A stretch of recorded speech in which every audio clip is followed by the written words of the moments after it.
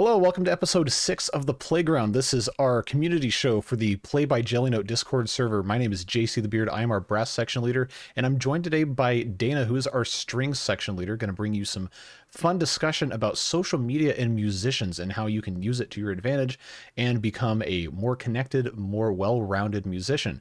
So if you're not familiar with the show, again, like I said, this is our kind of weekly community interaction thing. Is designed for you to learn a little bit about the topic that we're discussing, learn a little bit about something that is new on the Play catalog, on the Play web app, and at the end we'll play a fun game where you get to guess the name of compositions that people are performing on Play itself.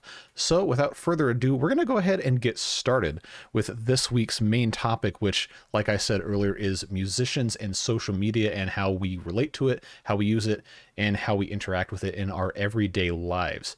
So what we're going to do is just kind of go over a couple of different strategies and things that Dana and I have noticed in our usage of social media and how we interact with it, and just basically how it interacts with our lives. We'll open up to questions from you guys, and then we will go from there and see if there's anything else we need to discuss to make this a productive experience for everybody involved. So I'll go ahead and turn it over to Dana, and she's going to talk a little bit about her experience with social media, because I know she's got some pretty fun stuff that she's doing over on TikTok. So Dana, how you doing? I'm doing all right. Thank you very much. So what I want to kind of say before we get into it, I want to obviously give you a little bit of info on my social media experience, because obviously that is going to affect everything that I am saying. And some of these things are going to resonate more with people. Some of these things might resonate a little bit less, depending on the individual person. That's a-okay. There's no tips that are going to 100% apply to every single person. So just sort of take what feels relevant to you and leave what doesn't. That's fine. But my personal experience is I have a decently popular TikTok account. It's like about 40,000 or something like that. And my Instagram has 500, not 500,000, 500, because I wasn't using it for a while. So despite what my Instagram history might suggest, I am actually quite active on social media. I'm working on the Instagram part, but I started sort of developing this whole thing while I was still in university, and I only had time for one social media account. And so I just used the TikTok account and I didn't really use the Instagram account. Now I'm trying to kind of bring that back up. At Dana W. Violin on Instagram, if you're interested. Haha. No, that was more for the joke than anything. Forgive me. So these are some of my sort of tips that I've found helpful and useful when I've been doing social media stuff. I've been doing it for I've been doing it seriously professionally for about a year and a half or so. And these are just some of my kind of quick tips. Like I said before, some of these will resonate more, some of these will resonate less.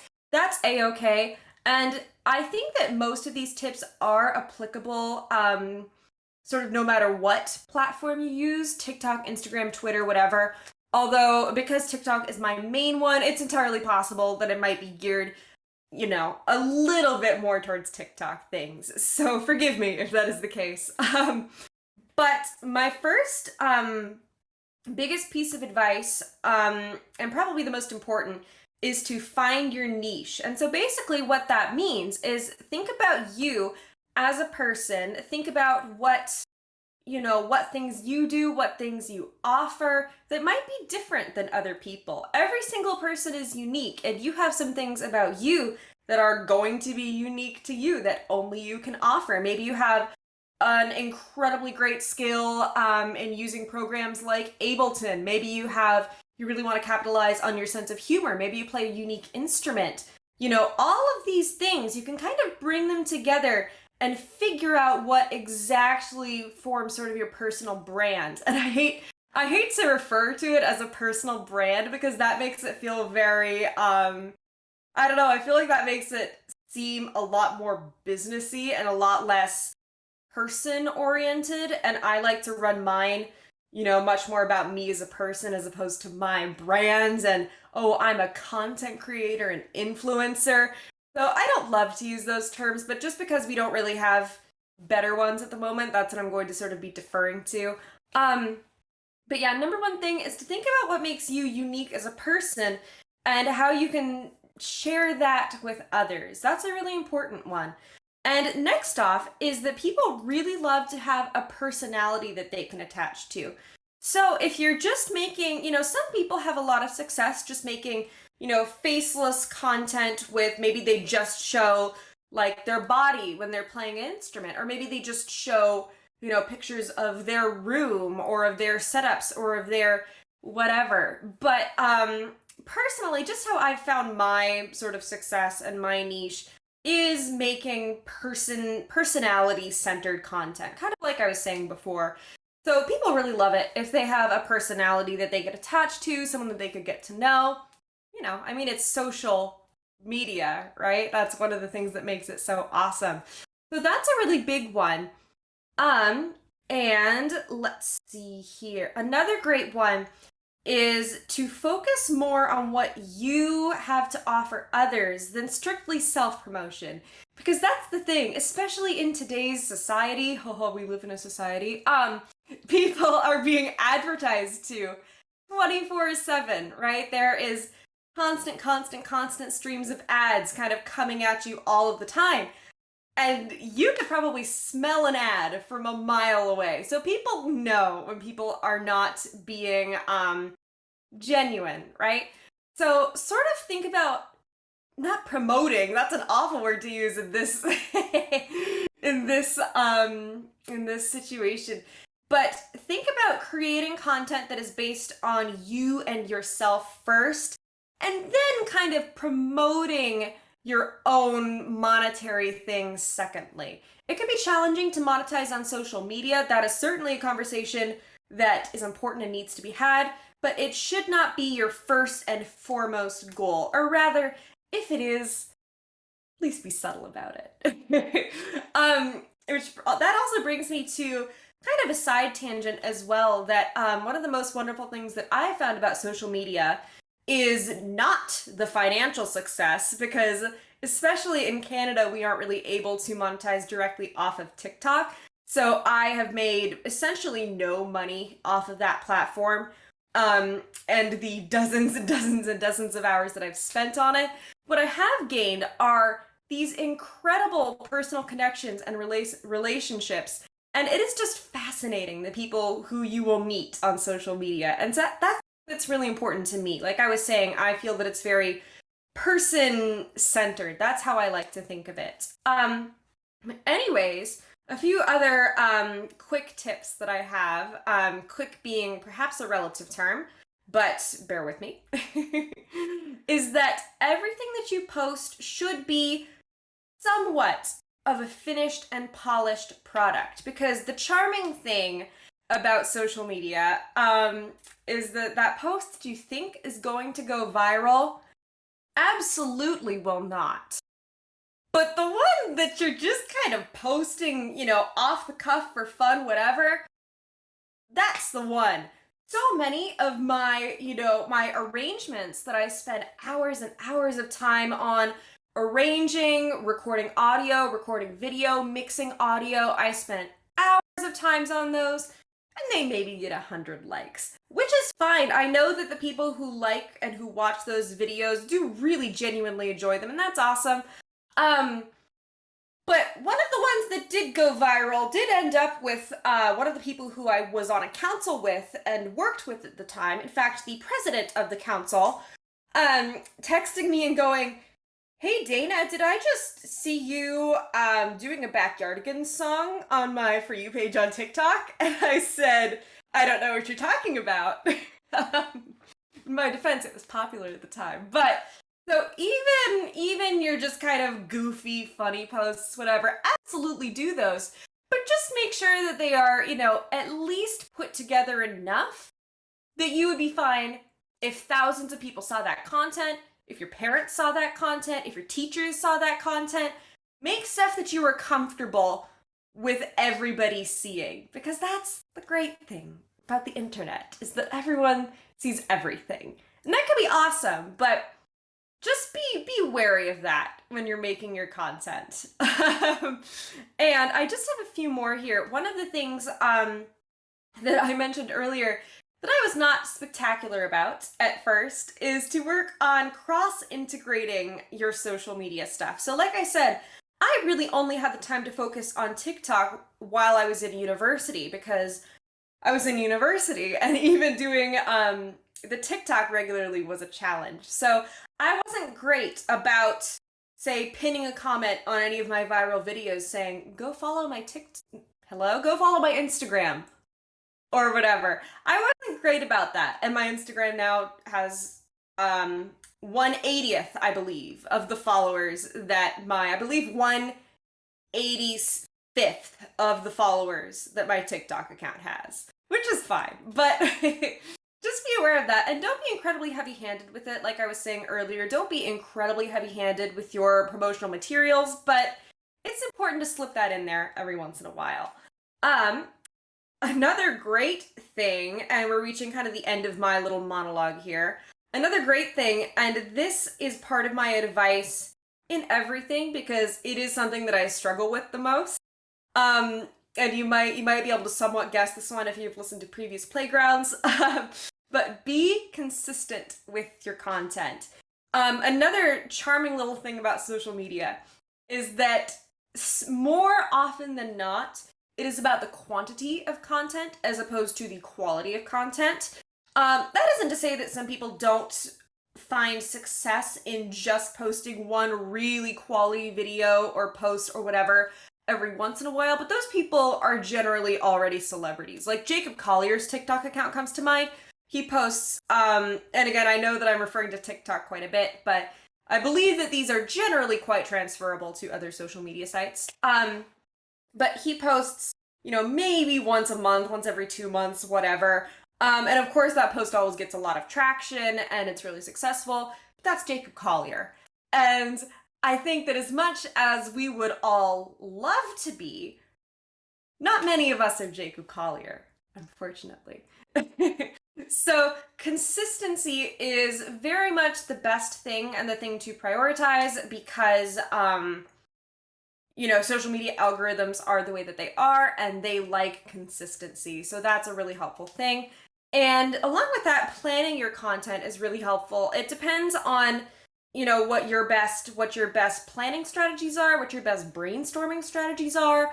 I'm a very messy kind of person, so I really like to use mind maps, those little things where you have like a central idea and then you can I found a really great app that does that actually, of all things, and that's awesome. But planning your content in advance is incredibly helpful because then you're able to plan your recording days, your posting days, your everything like that. So that is incredibly helpful.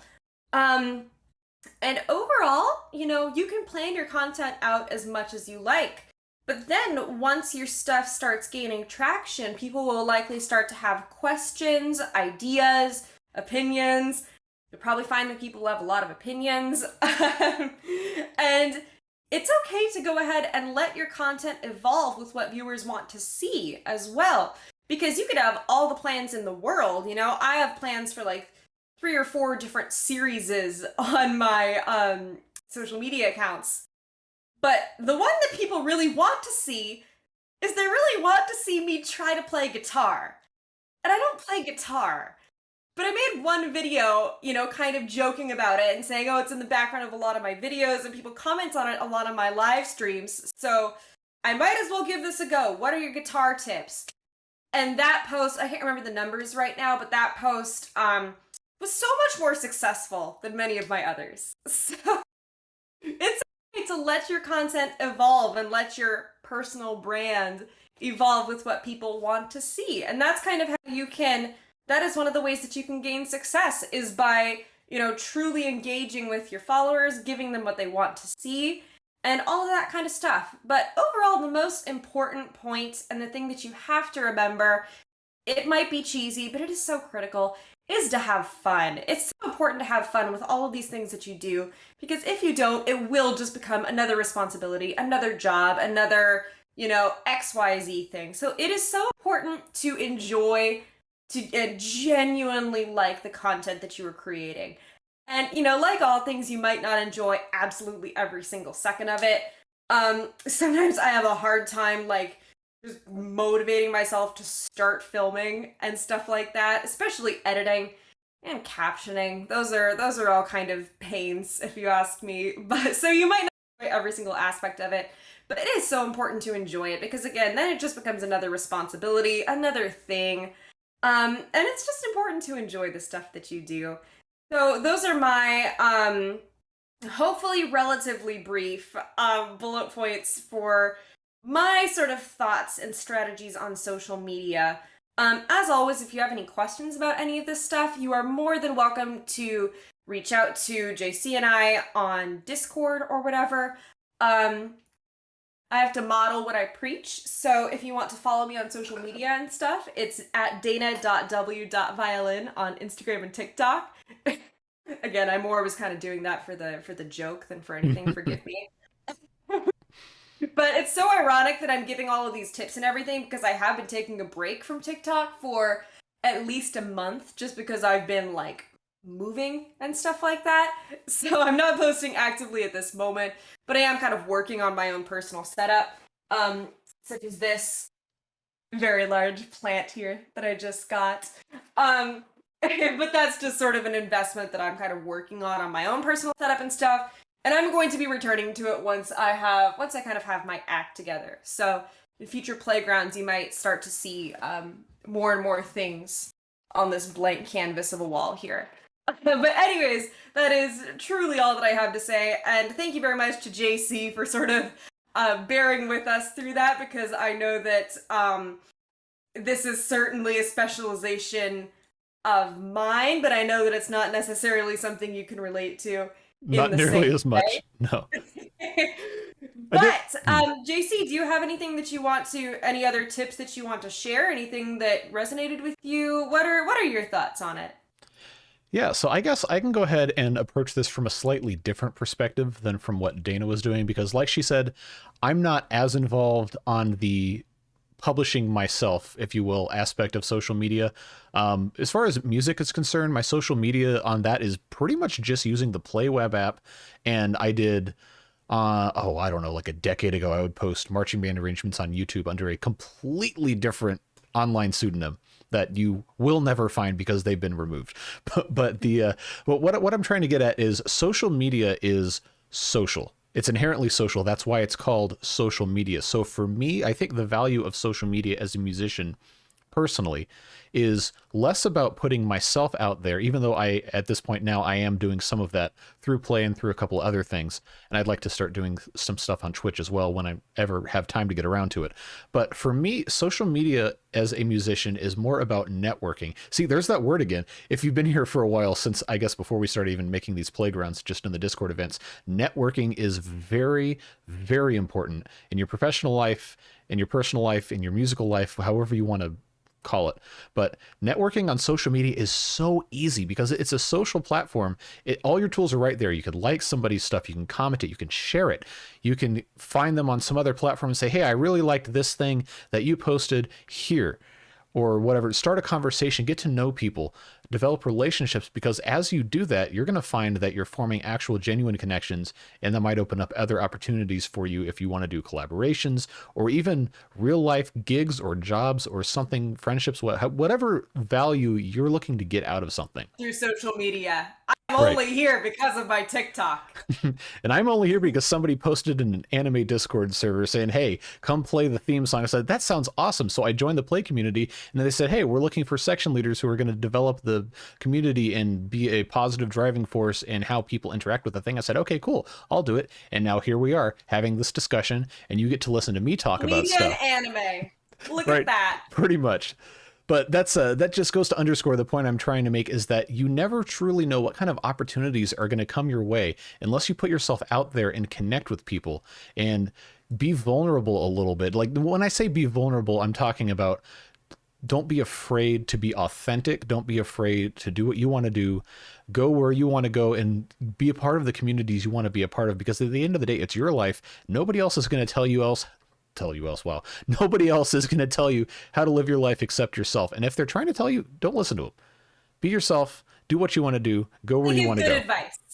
Like Right. we do. We give amazing advice. Usually, sometimes take it with a grain of salt because obviously I don't know your situation and Dana doesn't either, but it's usually it's a good idea to just take take easy opportunities to better yourself and broaden your horizons, discover things. That's another thing about social media. It's so easy to just find new stuff. If you have different genres that you like listening to, maybe try searching for something you wouldn't normally listen to. You're probably going to find something you like. You're going to surprise yourself. It's right there. You don't have to put in a ton of effort to find new stuff or find new people or find something that's going to surprise you, because the algorithm is very, very good at predicting what you might want to look at and what you might not want to look at. But you never know until you're going to go and actually try stuff. Because I found so many different artists and so many different online communities and different things that I would have never ever considered being something that I might enjoy. But it gets you a little sample, a little taste of something. And you say, you know what, this is pretty cool. I want to see what else is like this. And then before you know it, you have the new favorite genre, a new favorite artist, or even a new instrument that you didn't know existed, but now you really want to try. So you buy a cheap one on eBay and it turns out to be really fun. You never know what kind of opportunities you're going to get into unless you put yourself out there and take that first step of faith. So that's pretty much all I've got to add on to what Dana said. She had a lot of really, really great points about all of her different social media experiences. So before we move on, I did want to take a chance and let you guys ask any questions. If you had anything you wanted us to clarify or anything we didn't discuss that you'd like us to touch on. So if you have anything you'd like us to discuss, I'll go ahead and give you a few moments to think about that. And if not, we'll go ahead and move on. But feel free to speak up right now if you have something you'd like us to talk about. Speak now, forever hold your peace. So this is a little bit off topic, but I'm just sort of curious about like Dana, when you post onto TikTok, what sort of like tech do you use? Do you like edit on your computer then post on your phone, or like what do you do for that? I mean, okay, my thingy's acting weird. There we go. Sorry, I just had a moment there for some reason. Thank you. That was also something that I wanted to talk about, but I forgot to write that in my notes, so thank you. What I do is I'll start with the actual filming, right? So I usually have a pretty consistent background. I usually use mostly the same background every time, which is just nice for people to look at. People really like having a sense of continuity when they look at your stuff. So I usually have pretty much the same background, which is kind of why I'm taking a break right now, because it's not, I think that I can make this a lot nicer. So I start there, and when I actually film it, which I know wasn't necessarily exactly your question, but I figure I might as well start from the very beginning, right? I have a terrible ring light that I really dislike, and that is really finicky, that I got at Walmart, which I don't usually shop there, but I saw the ring light and I was like, I think I need this. And it's a really helpful, like, kind of tripod situation. So it's finicky, but unfortunately very necessary. So I shoot it on my phone. I shoot pretty much everything on my phone. Sometimes I shoot it actually in the app. But I think it's a better idea to shoot out of the app a lot of the time, because you get better quality and then you can edit it like outside and everything. And then I usually also edit on my phone, although now I have a new Mac computer that I got not that terribly long ago, and I'm interested in maybe exploring some options there. But honestly, I just use this app called CapCut, CapCut. It's a free app that's on I know it's on the Apple App Store, and I think it's available for all kinds of other devices. I imagine it would be.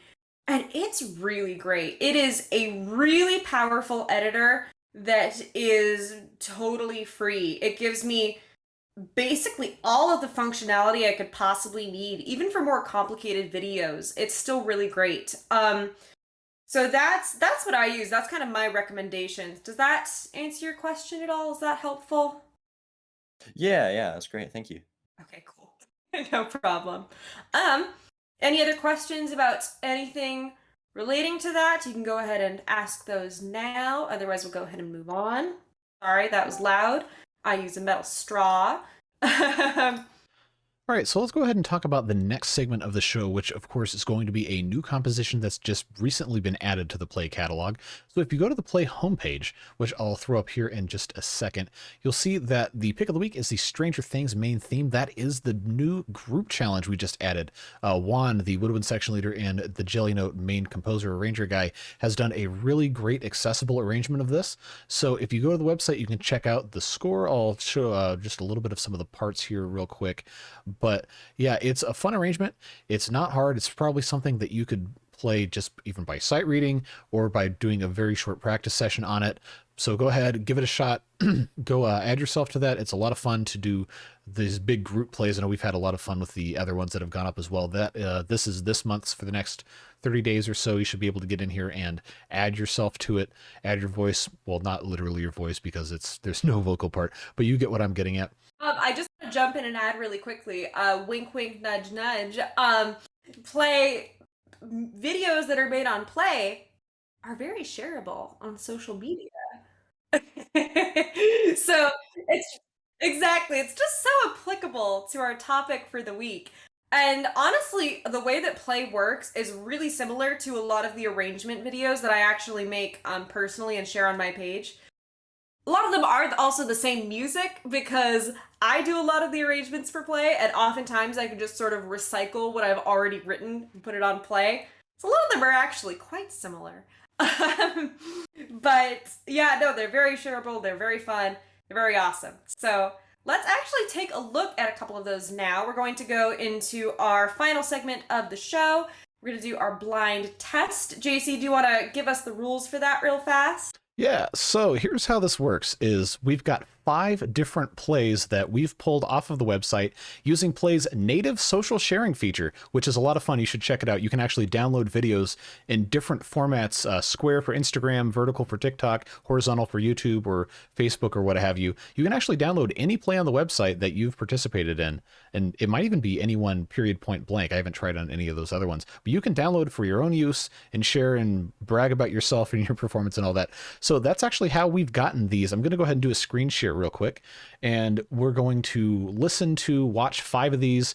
And if you know the name, and there's a couple of you in here who I know have been doing this for a while, so you already know the rules. But if you're playing along for the first time, just go ahead and shout out the name of the composition if you think you know it, or you can put in the text chat if you don't have a microphone or whatever. We'll be monitoring both. And the first person to guess each one will get a point. And whoever has the most points at the end of our little session will win a Jelly Note Play by Jelly Note, t-shirt shipped to you by the fine folks over in the European HQ. So we'll get in contact with the winner to get shipment information to those guys. But we're going to go ahead and get started with the first ones. So you should now be able to see a little grid with different things. I'll go ahead and hit play. And as soon as you think you know what this is called, go ahead and unmute and tell us what it is. Go ahead and get started.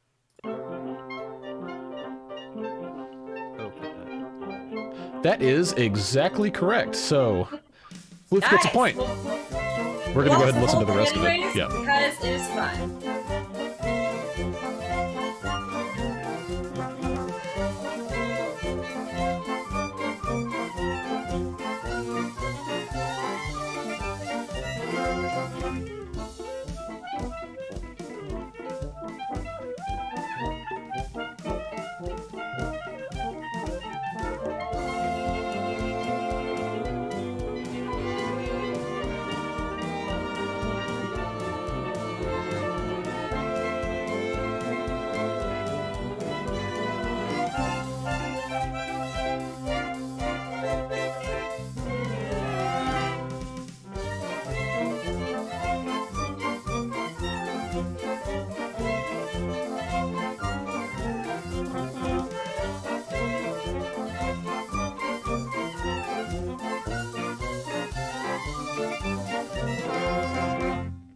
That's a really, really fun arrangement of the Coconut Mall from Mario Kart Wii, I think is where that track appeared.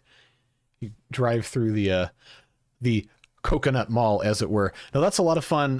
That's on Play as well. That was actually a big group play from, I don't know, was that April or May? I think is when we put that up. But yeah, that's a Like good that. one. It's performers on that one. If I pronounce these wrong, I'm very, very sorry. Performers on that one, Osotar Juan, who actually composed and arranged that. He's a fantastic composer, fantastic clarinet player. I think he did 2 or 3 different Fairly recordings of good at that. all of those things. He's just unbelievable. Love him to death. Yeah. Jason Alfaro, Risan Trosa, Veron Bose, Ian, David Henninger, Ryan Piggott, Milo. I'm reading off my phone, sorry. Milo Sibbenholm, Alexander Brees, Sylvain, Dana, and myself on that one. And I think there's a couple parts that haven't been recorded yet. So if you feel like digging back through the play catalog to find that, you can add yourself to that. It's a lot of fun. Fun arrangement. I really like the bass line on that. I know I think Ian's still in here, but that is just such a Yeah. fun bass line. I think Euphonium has that. Resun played that. Ryan played that. Let's see who else. I don't know. I just love that. Just the breakdown in the middle. Do do do do do do do do. Oh, Whatever, that yeah. was such a fun one to record. And on a fretless bass guitar too. I mean, you're a string bass player, so obviously you're going to be able to play that. It just blows my mind. You can figure out where the fingers go without the frets. I have a. You can probably see it. Let's see if I can point and mirror on the camera. That is a actual bass guitar. I don't really know how to play very well. Mounted on my wall. But yeah, that's a fun piece. We'll go ahead and move on to the second one here. Give me a second to pull this up. Should still be. Yeah.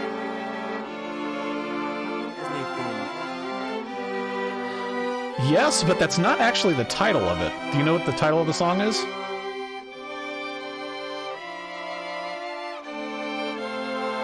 No one else gets it. We'll give it to you. When you wish upon a star? Yep. Hey, you got it. Good one. That is exactly what that is. Yeah, so I think Disney's had that on their oh, this'll date me really bad. The VHS intros and the, Yeah, the yeah. DVD intros for a really long time. No, I remember that too. Yeah. Yeah, it's like the loudest sound in the world. Coming soon to own on Disney video and DVD. It's like, okay.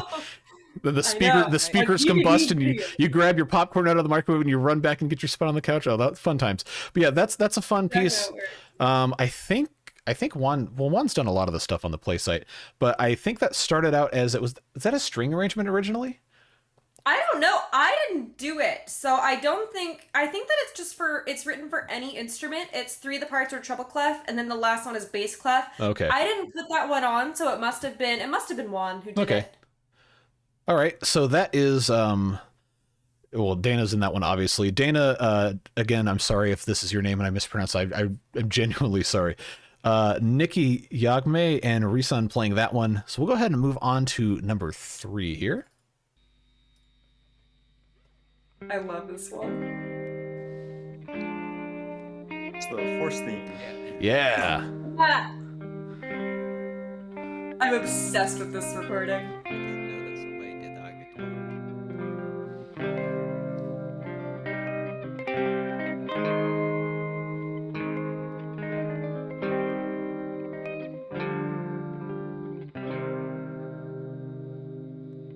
Yeah, so that is, of course, the Force theme. This is one, I think it was originally on play as a clarinet quartet, and then Juan ported it over to 8 billion different instrumentations, like the legend that he is.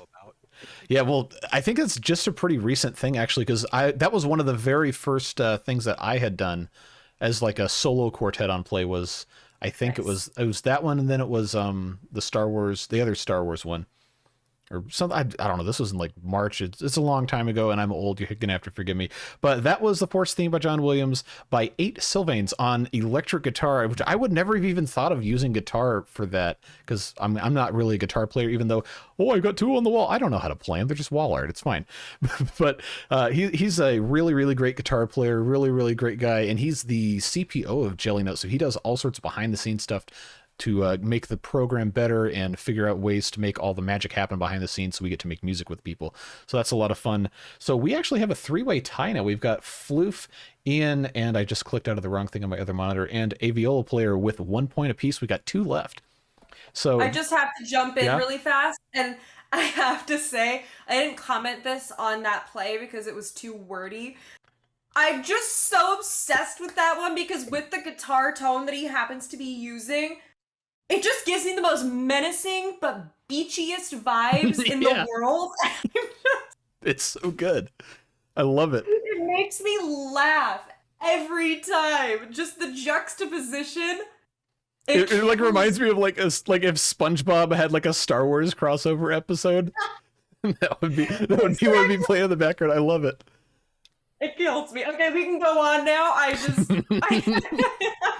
Oh, it's so much fun.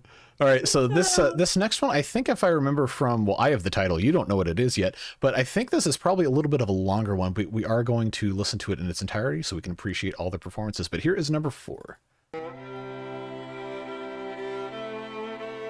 Hallelujah. That's correct.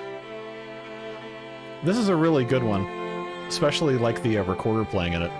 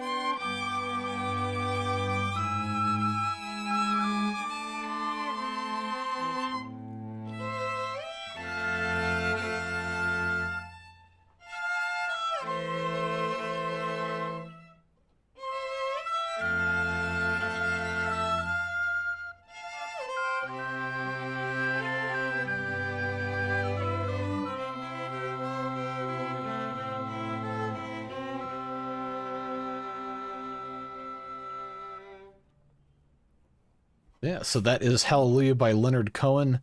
Very, very famous song. That performance was by, again, reading off my phone, so apologies, Ryan Monaco, Tara Catallo, sorry if it's not the correct pronunciation, Golsana, and Nikki Yagme. So that is a really fun arrangement. I really appreciate the recorder use there because, I don't know, depending on where you're watching from in the world, this might be a completely just alien thing for you. But when I was in elementary school in the US, everybody had to play recorder in music class, and it was awful. It was terrible. You played Hot Cross Buns. You played this one song that was just a concert B repeated in this terrible rhythm. It's like, man, this sucks. Why would anyone ever want to do this? And then you repress it in the back of your mind, and then you watch something like that. You're like, wow, that's actual music. It's like an actual instrument that people can enjoy playing and make really cool sounds with. So I appreciate the player doing that. But that's a fun thing. Recorder.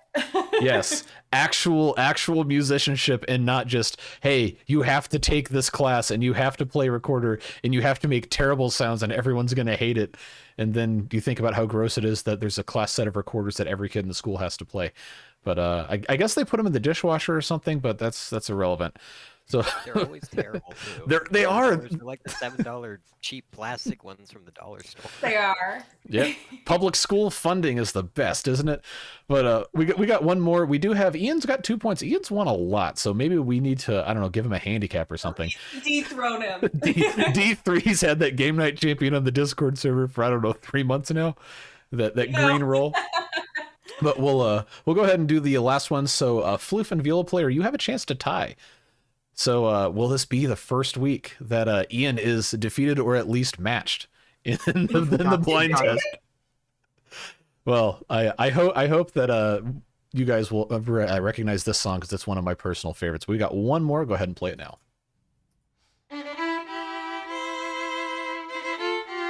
I love this one too. Big chance on me. Yeah! I was so happy that this one won the song poll because I love this one. Please fill it in with every other part because the other parts, I'm sorry, I'm talking over and I'm excited.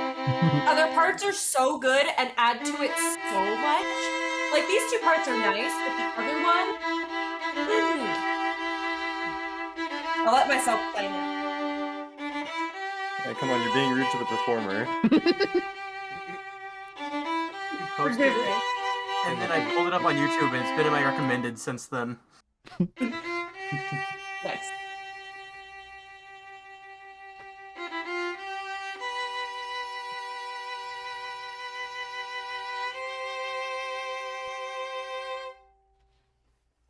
Great Please fill performance the on that fun one. in.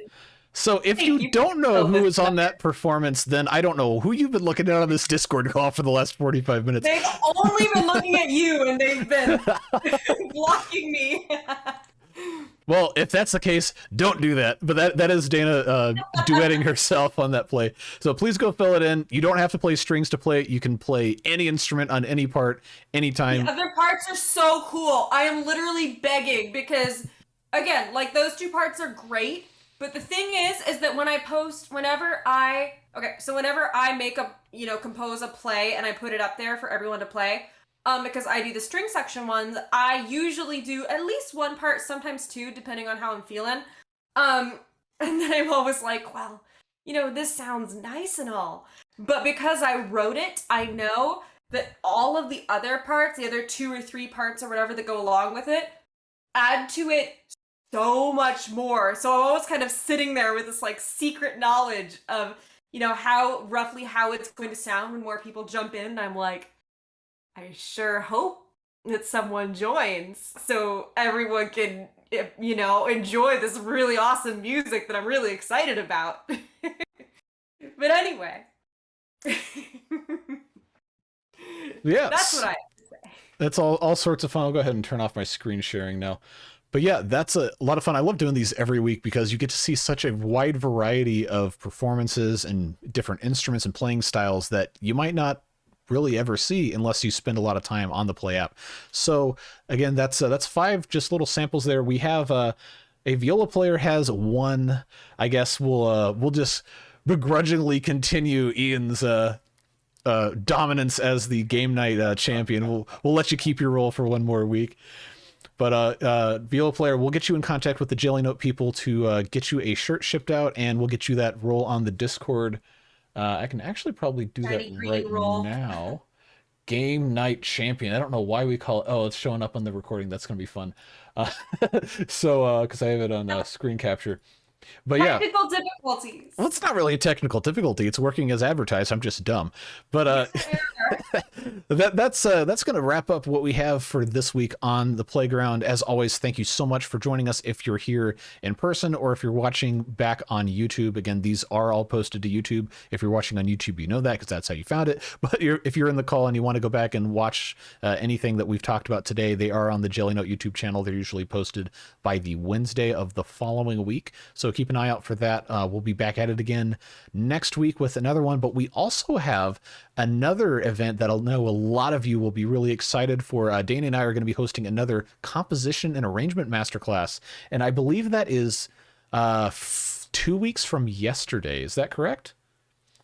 The Friday in August, whatever that is, my calendar is somewhere. We should know this. August We should. 5th.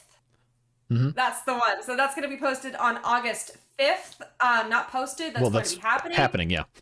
happening, yeah. It'll be posted later.